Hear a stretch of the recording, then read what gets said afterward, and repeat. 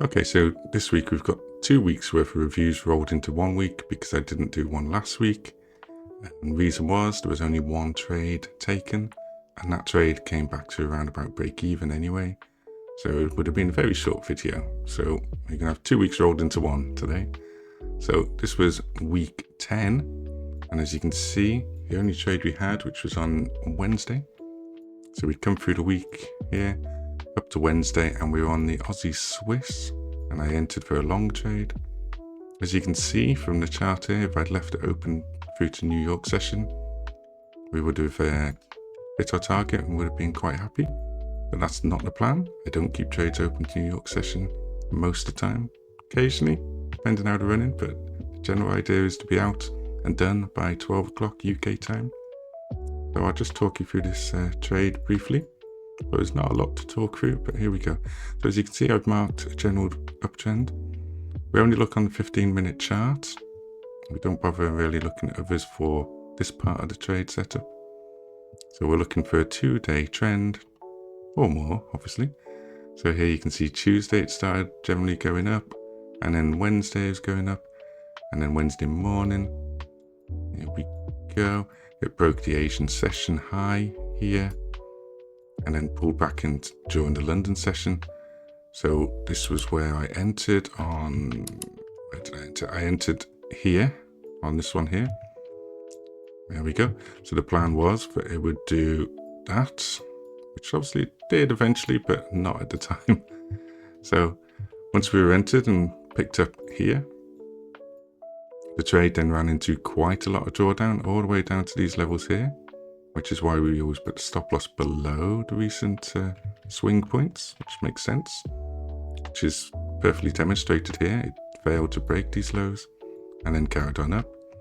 So yes, in hindsight, I should have left this trade alone because it would have just done that, and then up to profits, but that's not how it works for me.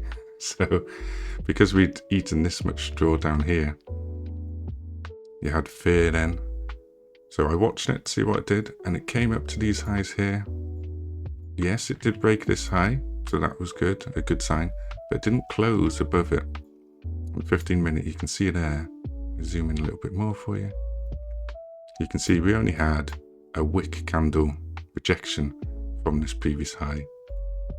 See here? So we would have liked it. If that candle would close strong above, then I'd be happy to stay in for the pullback and continuation. But as it was, clearly didn't. This was the level, and it just all wicked up and came back down. So my fear then, once I saw this wick, was that it's going to come all the way down and take these lows and change direction, something along those lines like that. Of course, that would have been a full 1 hour stop loss hit, which in my case during week 10 is $700 per trade. So that was the fear. I mean, in hindsight, yes, it didn't come down and break these levels, and that was fine. But I was already out by then.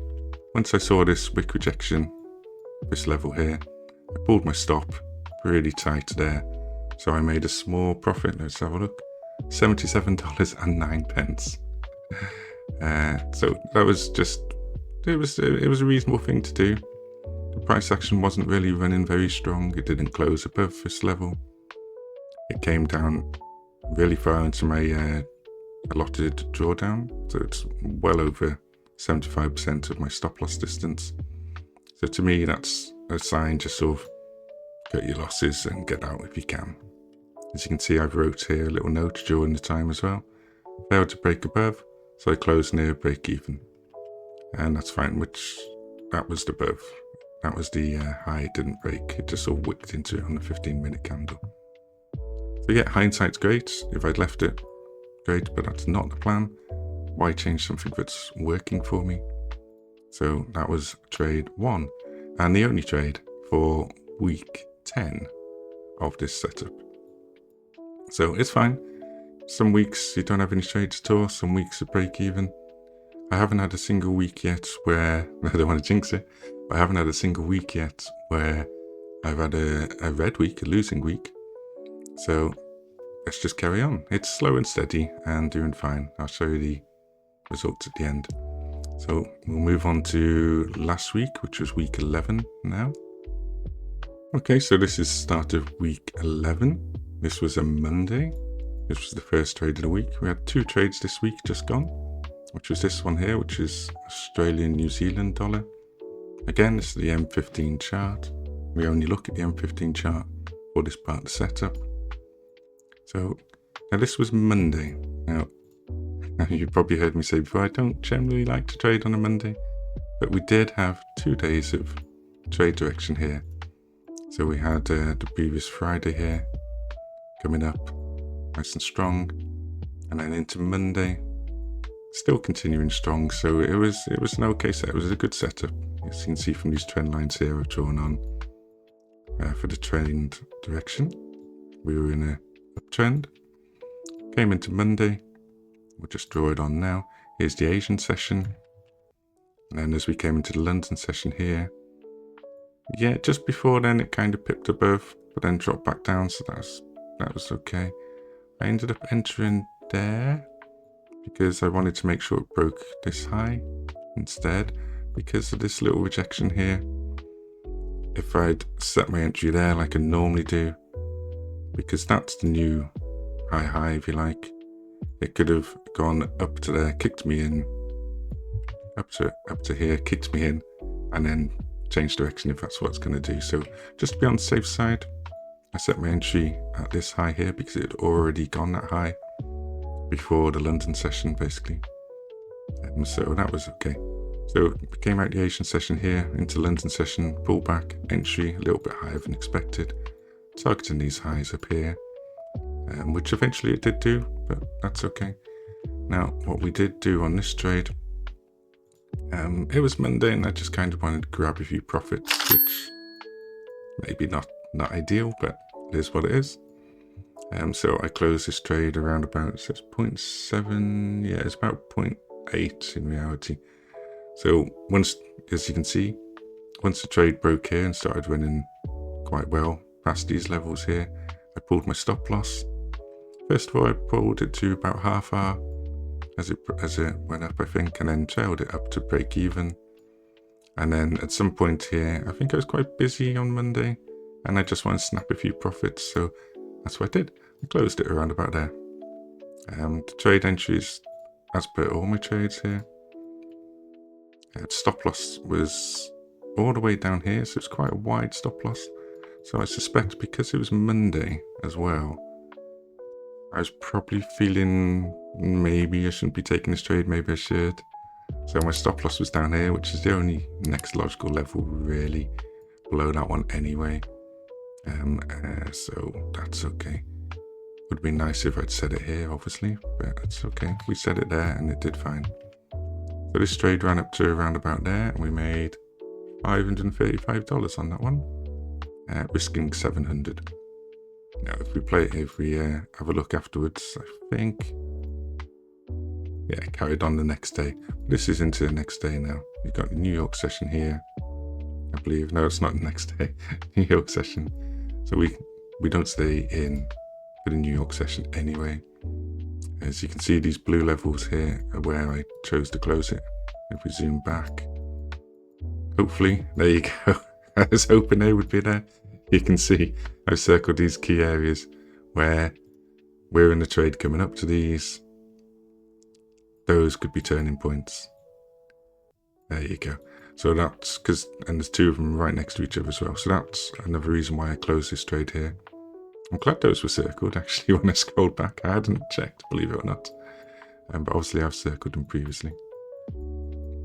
As you can see, this is the level it came up to between these 2. And I closed it to be safe.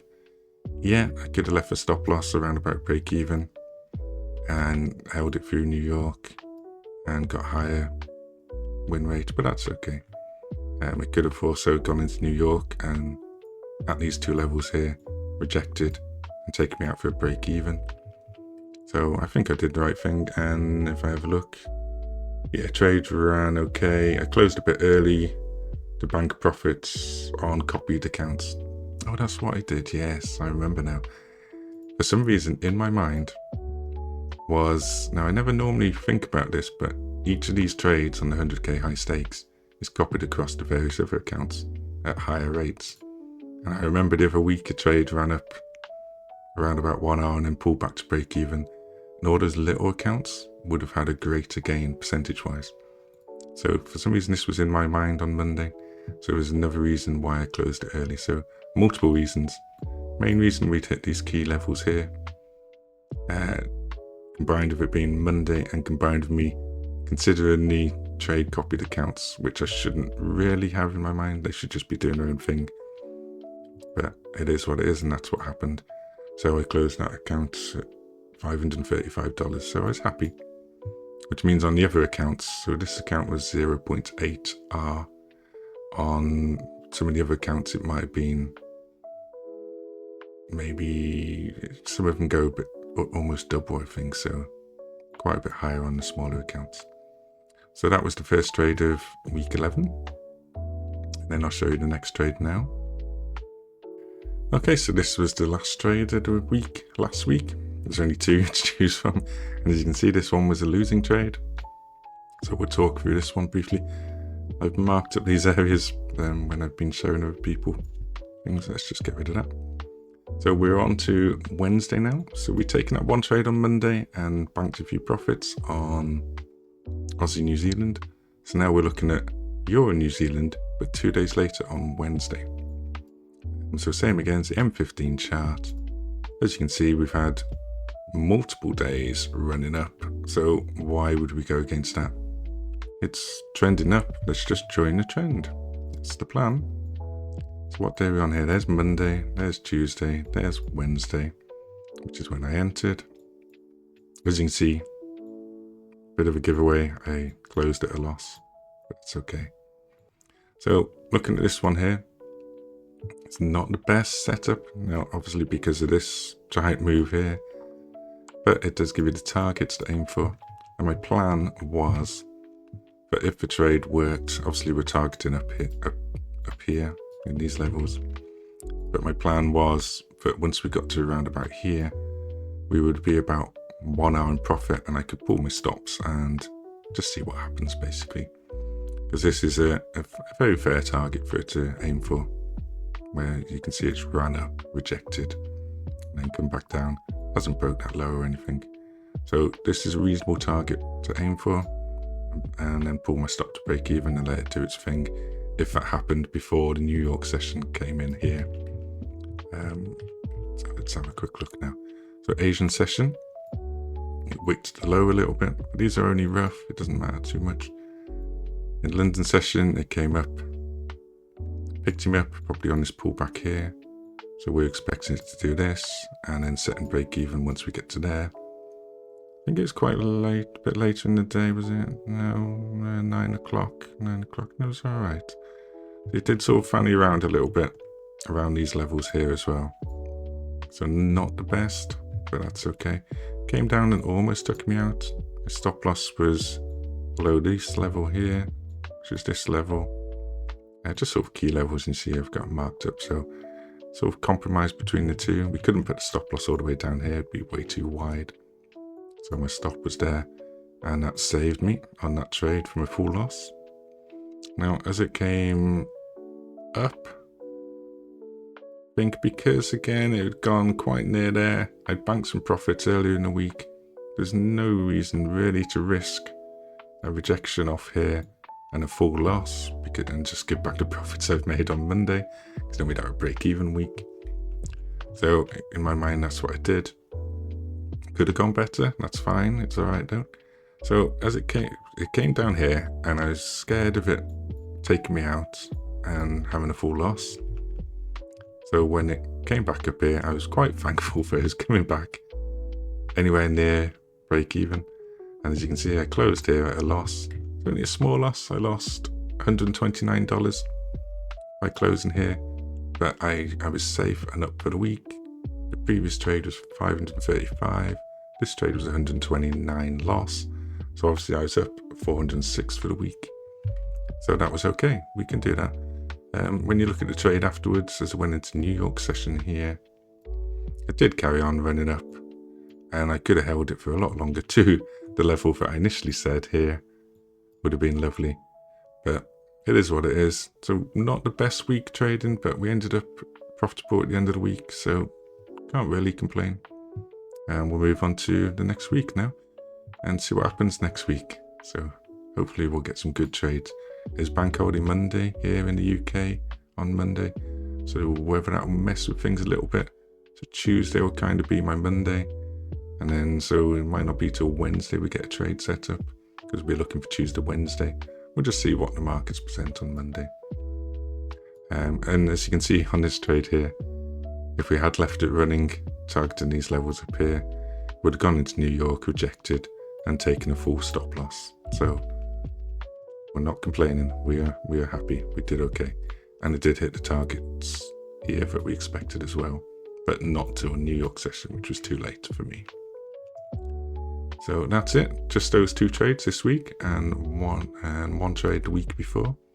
So that's week 10 and week 11 done. So as you can see here, this is me filling out my journal for those 2 weeks that we've just discussed. This is week 11 here, and then we've got week 10, which was the previous week here. So we had that one trade in Aussie Swiss on week 10, which came out around about break even, $77. And then the 2 trades last week, Aussie New Zealand on the Monday, banking $535, and Euro New Zealand on the Wednesday, which we took a small loss for, giving me a positive week again of 406.